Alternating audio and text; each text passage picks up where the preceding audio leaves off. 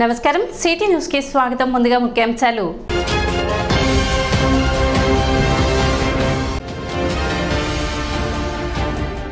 వాడి వేడిగా సాగిన మున్సిపల్ కౌన్సిల్ సాధారణ సమావేశం రెండవ అంశంతోనే అజెండా మొత్తం ఆమోదించిన చైర్పర్సన్. పోడియం వద్ద బైఠాయించి నిరసన తెలిపిన టీడీపీ సభ్యులు.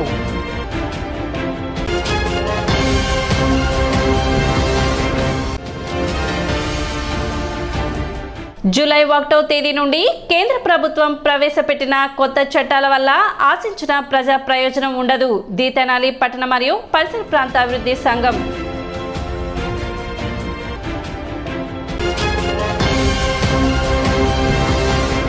శ్రీ అరవింద ఎడ్యుకేషనల్ సొసైటీ తెనాలి వారి ఆధ్వర్యంలో పరుచూరి రాఘవేంద్రరావు సంస్మరణ సభ నిర్వహించారు.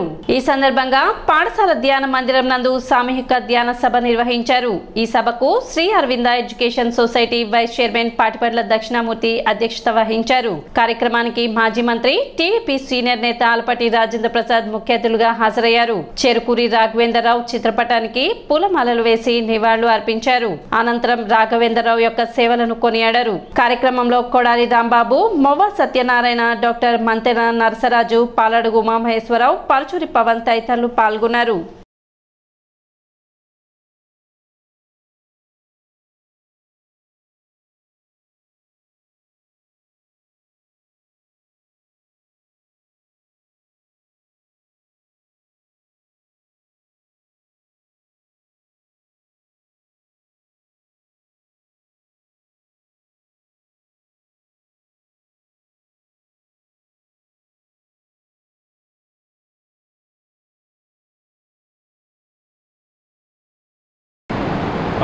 రాగానే రిటైర్మెంట్ అనగానే సైకలాజికల్గా నేను ఓల్డ్ అయ్యాననే భావం కొంతమందికి అయితే, కొంతమంది మనం చేయాల్సింది ఏమి లేదు అనే భావనకు వచ్చి కుటుంబానికి పరిమితి అయి కుటుంబ సభ్యులతో తన జీవితాన్ని శేష జీవితంగా మిగతాది భావించి ఆ రకంగా స్పెండ్ చేయడం మనం చూస్తాం.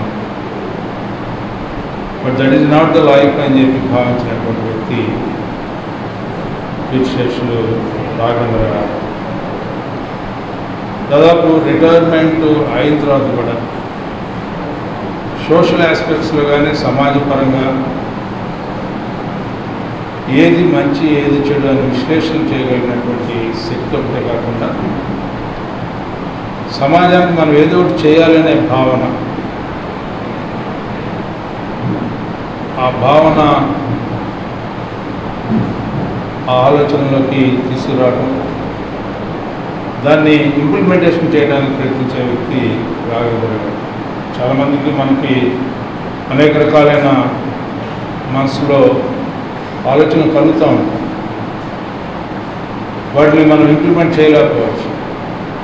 బట్ ఆయన నేను సమాజంలో జీవించినంతకాలం నేను సమాజానికి ఉపయోగపడే విధానాన్ని నేను ఎంచుకోవాలని చెప్పి తను నడిచిన నడత, తను నడిచినటువంటి ఉన్నతమైనటువంటి జీవనం, ఆ జీవనంలో మరి ముఖ్యంగా ఒక అంశం ఏదైతే అన్ని దానాల కంటే విద్యాదానం గొప్పదే అని చెప్పి ఏ రకంగా అయితే మనం మాట్లాడుకుంటూ ఉంటామో అలాంటి ఎడ్యుకేటెడ్ సొసైటీని తయారు చేయాలనే భాగంగా బీయింగ్ అన్ ఎడ్యుకేటెడ్ జెంటిల్మెన్ ఏం చేయగలుగుతాను నేను అని చెప్పి అది ఉన్నతమైనటువంటి అరవిందో స్కూల్స్ని ఆయన కొనసాగుతూ దాన్ని లీడ్ చేస్తూ ఆ ఇన్స్టిట్యూషన్ సర్వైవల్ కోసం ఆ ఇన్స్టిట్యూషన్లో ఎట్లా ఎడ్యుకేట్ చేయాలి అని చెప్పి సమాజానికి ఏ రకంగా ఉపయోగపడాలని చెప్పి నిరంతరం శ్రమించే శ్రామికుడు మన రాఘవేంద్ర గారు అని చెప్పి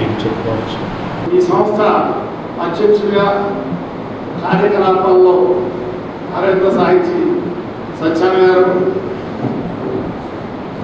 పెద్దలు అంతా కూడా వాళ్ళతో పాటు కూడా మన అరవింద సొసైటీకి మూల స్తంభాల్లో ఒకరు. మరి తిరుమల లాంటి పేరున్నటువంటి కాలేజీలో ప్రిన్సిపాల్గా పనిచేసి రిటైర్ అయ్యారు. విద్యావేత్త. రోజు సంచిన ఉదాహరణ వేసుకుని రోడ్డు మీద నడుస్తూ రోజు ఆల్మోస్ట్ కనపడేవారు. ఉదాత్త హృదయులు. రాజీ పడదగిన కేసులను పరిష్కరించుకోవడానికి జాతీయ లోక్ అదాలత్ మంచి వేదికగా నిలుస్తుందని 11వ అదనపు జిల్లా న్యాయమూర్తి శ్రీనివాసులు తెలిపారు. స్థానిక కోర్టుల ప్రాంగణంలో శనివారం మెగా లోక్ అదాలత్ నిర్వహించారు. 4 బెంచ్లు ఏర్పాటు చేసి న్యాయమూర్తులు డి శ్రీనివాసులు, శ్రీధర్, పవన్ కుమార్, రాజశేఖర్ సమక్షంలో కేసుల విచారణ జరిపారు. ఇందులో క్రిమినల్ కేసులు 2792 పెండింగ్లో ఉండగా 458 కేసులు మరియు 4014 సివిల్ కేసులు పెండింగ్లో ఉండగా 697 కేసులు విచారణ జరిపారు. ఏళ్ల తరబడి పెండింగ్లో ఉన్న సివిల్, క్రిమినల్ కేసులను ఈ లోక్ అదాలత్ ద్వారా పరిష్కరించుకోవచ్చని కక్షిదారులు ఈ అవకాశాన్ని సద్వినియోగం చేసుకోవాలని న్యాయమూర్తి శ్రీనివాసులు తెలిపారు. ఈ లోక్ అదాలత్ని ఒక సద్వినియోగంగా భావించి ప్రజలందరూ కూడా వారి మధ్య అనేక సంవత్సరాలుగా ఉన్నటువంటి రాజీ కుదుర్చుకోగలిగినటువంటి సివిల్ మరియు క్రిమినల్ దావాలను, అలాగే యాక్సిడెంట్ క్లెయిమ్స్ అటువంటివి కూడా అన్నిటినీ కూడా సామరస్యంగా పరిష్కరించుకొని సత్వర న్యాయం పొందే అవకాశం ఉంటుంది. అలా ప్రజలందరూ కూడా కక్షిదారులు మరియు లాయర్లు, న్యాయవాదులు ఈ లోక్ అదాలత్కి సహకరించి సాధ్యమైనటువంటి ఎక్కువ కేసులను పరిష్కరించుకుంటారని చెప్పి ఆశిస్తున్నాను. కేంద్ర ప్రభుత్వం తీసుకువచ్చిన కొత్త చట్టాల ద్వారా ఆశించిన ప్రజా ప్రయోజనం నెరవేరదని తెనాలి పట్టణ మరియు పరిసర ప్రాంత అభివృద్ధి సంఘం సభ్యులు అభిప్రాయపడ్డారు. శనివారం సంఘ కార్యాలయంలో ఏర్పాటు చేసిన విలేకరుల సమావేశంలో వారు మాట్లాడారు. సెంట్రల్ గవర్నమెంట్ ఐపీసీ, సిఆర్పీసీని మరియు ఇండియన్ ఎవిడెన్స్ యాక్ట్ పేర్లు మార్చి కొత్తగా ఐపీసీని భారతీయ న్యాయ సంహిత అని, సిఆర్పీసీని భారతీయ నాగరిక సురక్ష సంహిత అని, ఇండియన్ ఎవిడెన్స్ యాక్ట్ భారతీయ సాక్ష్య అధినియం అని మార్పులు చేశారని, ఈ కొత్త చట్టంలో 0 ఎఫ్ఐఆర్, ఎలక్ట్రానిక్ ఎఫ్ఐఆర్ అనేది ప్రజలకు చాలా ఉపయోగకరంగా ఉన్నాయని, అలాగే ఆర్గనైజ్డ్ క్రైమ్ కింద 7 విభాగాలు చేసి అన్నిట్లో నాన్ బెయిలబుల్ కేసెస్ 1,00,000 వరకు జరిమానా విధించే అవకాశం ఉందని తెలిపారు.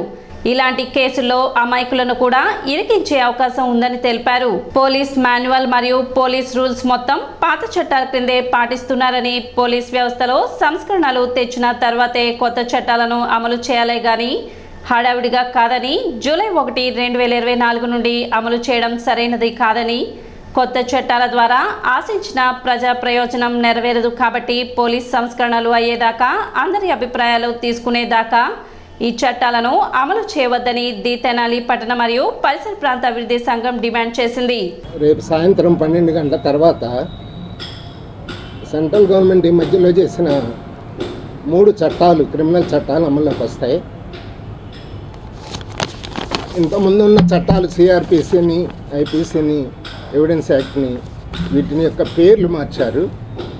కానీ జిస్ట్ ఒకటే, దాదాపు ఆ సెక్షన్స్ అటు ఇటు మారినాయి కానీ దాంట్లో పెద్ద తేడా లేదు. దీంట్లో కల్పించిన మంచి అవకాశం ఏంటంటే 0 ఎఫ్ఐఆర్, అలానే ఎలక్ట్రానిక్ ఎఫ్ఐఆర్. 0 ఎఫ్ఐఆర్ అంటే ఒక వ్యక్తిని ఇక్కడ కొత్తపేటలో ఎవరైనా కొడితే ఆయన భయపడి వాళ్ళ ఊరు వెళ్ళిపోతాడు. కానీ ఇదివరకు ఉన్న చట్ట ప్రకారం ఇక్కడే ఇవ్వాలి ఎఫ్ఐఆర్. కానీ ఇప్పుడు వాళ్ళ ఊర్లో కూడా ఇచ్చుకోవచ్చు.